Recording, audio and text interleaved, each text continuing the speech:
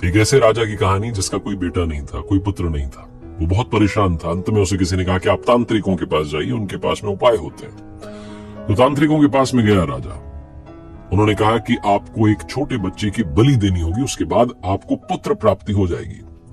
राजा को उपाय समझ में आ गया। पुराने जमाने की कहानी, उस जमाने में सब प्रथाएं चला करती थी। राजा ने पूरे राज्य में ढिंडोरा पिटवा दिया कि कोई भी एक छोटा बच्चा राजा को ला करके दे सकता है। जो भी ला करके देगा उसके परिवार को बदले में मनचाहा धन मिलेगा, बहुत सारा पैसा दिया जाएगा।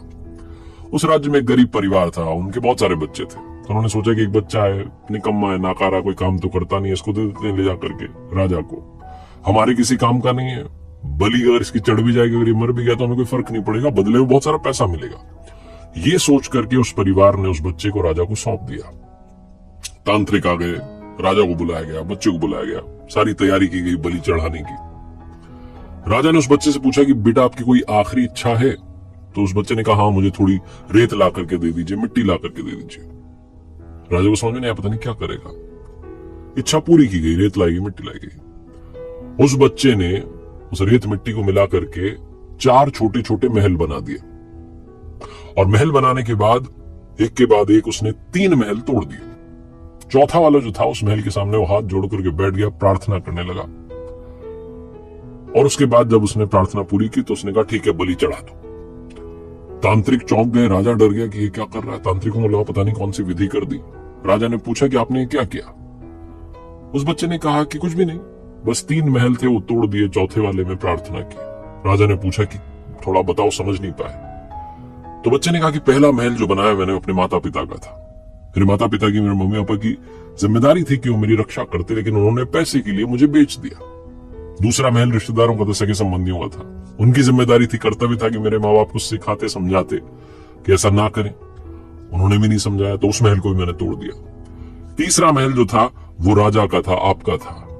राजा का तो कर्तव्य होता है कि प्रजा की रक्षा करे। आपने तो मेरी बलि चढ़ाने की तैयारी कर ली है, आपका महल भी मैंने तोड़ दिया। और चौथा महल जो है वो भगवान का है, प्रभु का है। उनके सामने मैंने प्रार्थना की और उनसे कहा कि अब आप देख लेना। बस यही था। राजा ने जब ये जवाब सुना तो अंदर तक हिल गया, चौंक गया, डर गया। उसे लगा कि पता नहीं इस छोटे बच्चे की बलि देने के बाद भी मुझे पुत्र प्राप्ति होगी कि नहीं होगी। राजा जो था वो इतना घबरा गया कि उसके मन का विचार बदल गया। उसने सोचा कि पुत्र प्राप्ति होगी नहीं होगी तो भविष्य की बात है, क्यों ना इस समझदार बच्चे को ही गोद ले लेता हूं और अपना बेटा मान करके राजकुमार घोषित कर देता हूं। राजा ने बिल्कुल वही किया, उस बच्चे को गोद लिया और अगला राजकुमार घोषित कर दिया। छोटी सी कहानी, लेकिन सार ये है कि जीवन में जब सब तरफ से रास्ते बंद हो जाते हैं, दरवाजे बंद हो जाते हैं, एक दरवाजा हमेशा खुला होता है, वो है प्रभु का। वो कभी भी किसी का भी अहित नहीं सोचते हैं। बस उन पर विश्वास रखना शुरू कीजिए, स्नेह के साथ उनकी श्रद्धा के साथ आराधना करना शुरू कीजिए और आपस में प्यार बांटते चलिए।